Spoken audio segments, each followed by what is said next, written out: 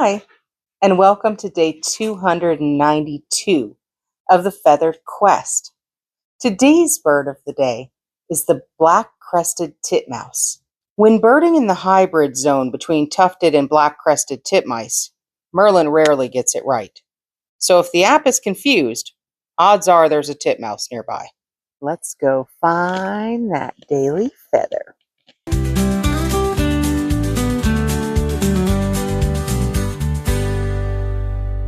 Well, thanks for coming along with me today, guys. Remember, you are loved, and the world is full of wonder. So, did we find our bird of the day?